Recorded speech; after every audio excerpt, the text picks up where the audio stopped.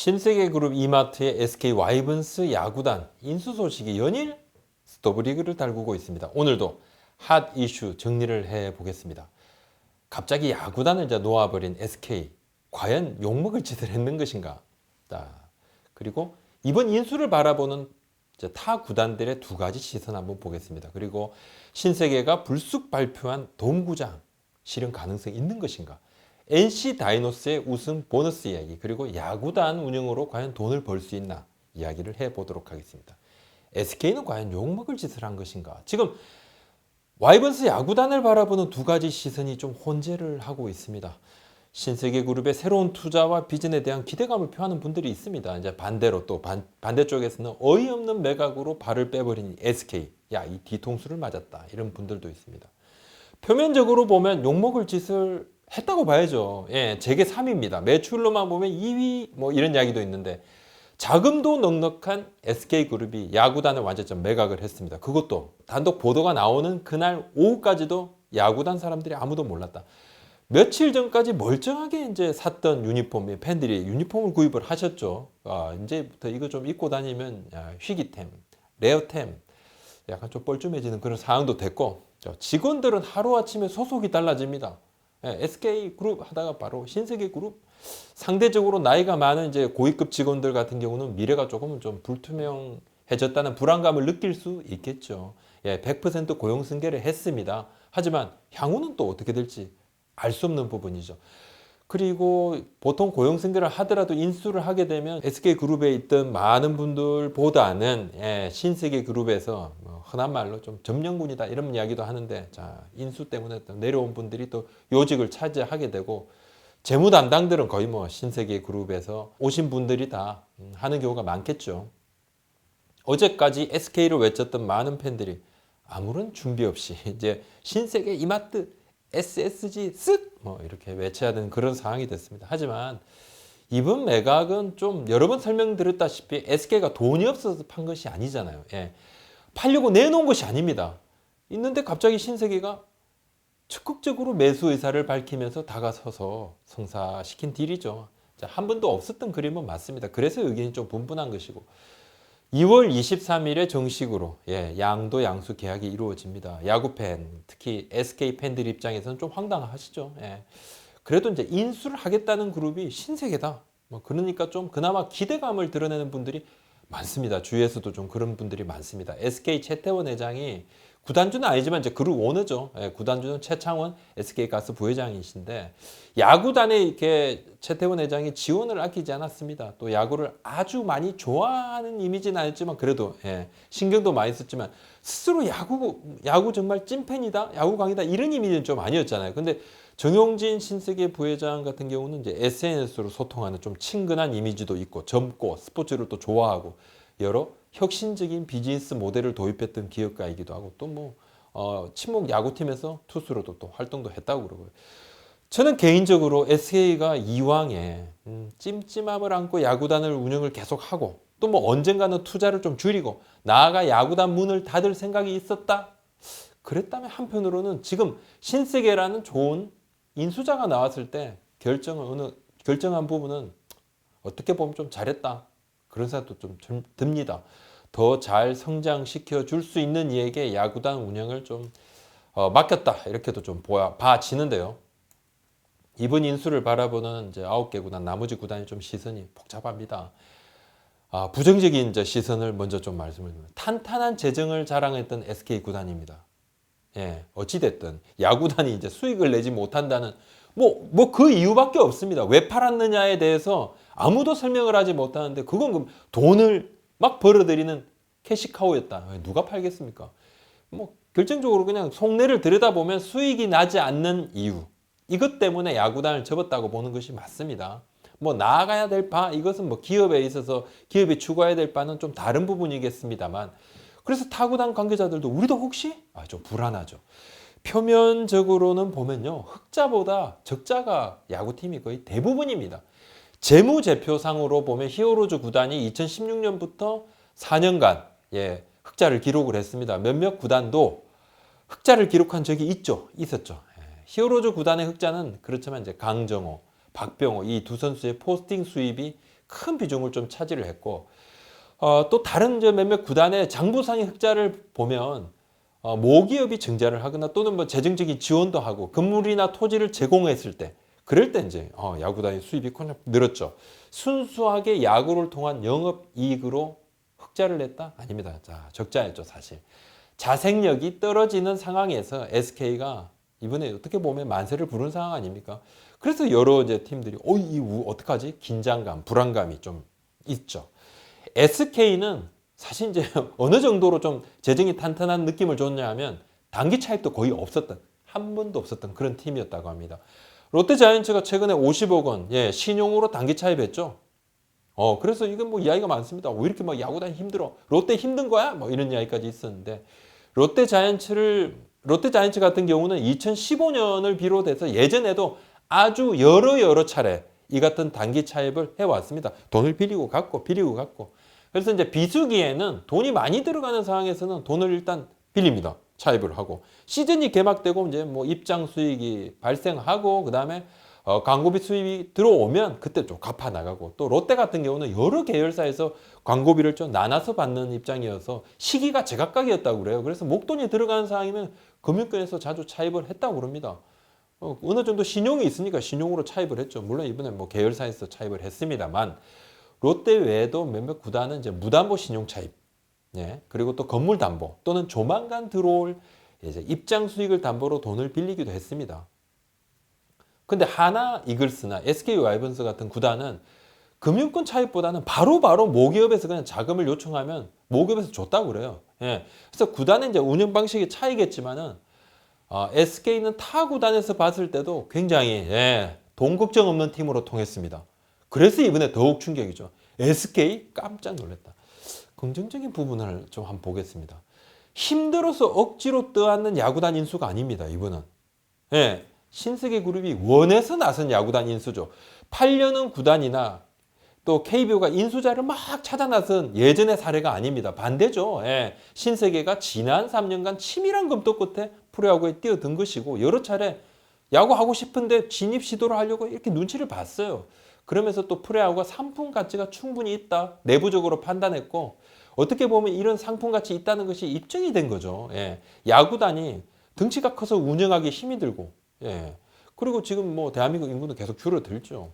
다 주지의 사실입니다. 선수들 연봉은 그냥 계속 올라가고 인기는 뭐 어느 정도 2008년 기준으로 좀 정점을 찍었다가 조금 다운된다 이런 평가까지 있는데 10개 팀이 좀 많은가? 이런 이야기도 있죠. 근데 이번 인수 시도 또 인수 작업으로 인해서 새로운 좀 피가 좀 수혈되는 그런 느낌이 있습니다. 리그 활성화에 좀 불을 지필 수 있다 이런 지적들이 좀 나오죠. 우선 이제 아낌없는 투자에 대한 기대감이 있습니다. 물론 SK가 투자를 안 한 팀 아닙니다. 쓸 때 썼고 늘 안정적으로 투자를 했죠. 빅 마케팅으로 좀 분류가 됩니다. 하지만 최주환 선수를 영입하기 전까지는 수년간 외부 FA를 데려오지 않았습니다. 그래서 이제 SK 팬들께서 야 이제 언제까지 이럴 거야? 좀 데려와. 그래서 최주환 선수 오니까 엄청 좋아했죠. SK 유니폼 입고 사진 찍었는데 레어템. 이제는 좀 달라지지 않겠느냐. 이런 전망들이 많습니다. 당장 올해 말에 스토브리그 큰 손이 될지 한번 지켜보겠습니다. 투자에 나설 가능성은 저는 높다고 봅니다. 돔구장 이야기를 했는데 이거 실효성이 있을까요? 눈에 띄는 부분이었어요. 돔구장. 양해각서를 주고받는 보도자료를 이제 양수, 양도, 양측, SK텔레콤 측 그리고 신세계그룹 공동으로 같이 딱 냈는데 떡하니 이 부분이 나옵니다. 돔을 비롯한 다목적 시설 건립을 추진한다. 돔. 많은 이들이 사실 이제 놀라기보다는 좀 반신반인데 솔직히 말씀드리면 반신반의보다 그냥 90%는 의심이죠. 한국 야구판에 나왔던 돔구장 이야기가 전부 다 실현이 됐다 그러면 진짜 뭐 여기저기 돔이 많았을 겁니다. 여러 지방에 돔이 섰을 것이다. 우천, 취소, 경기도 그냥 이거 뭐 없어졌을 겁니다. 비걱정 안 했겠죠. 자, 창단하면 언급합니다. 그냥 시장 도지사 바뀌면 언급합니다. 정치인들 지지도 떨어지면 돔구장 언급합니다. 뭐 이도저도 아니면 심심하면 그냥 언급해요. 그런데 이제 실현된 것은 딱 하나 고척 스카이돔입니다. 우여곡절 많았죠. 만들 때부터. 물 샌다, 좁다, 주차장 최악이다 이야기 많았습니다. 근데 저 신세계 그룹은 조금 달라 보이죠. 어떤 부분이 다르냐면 진짜 좀 돔구장이 실현될 가능성이 높다고 생각이 되면 제 개인적으로도 이전에 이렇게 공약보다는 조금 더 실현 가능성이 높습니다. 예, 왜냐하면 이제 지금까지는 도움구장은 그냥 야구를 좀 더 편안하게 하고 더 완벽하게 하기 위해서 만들었던 곳이죠. 그러니까 야구장 시설로 해서의 도움구장 개념이었다는 거예요.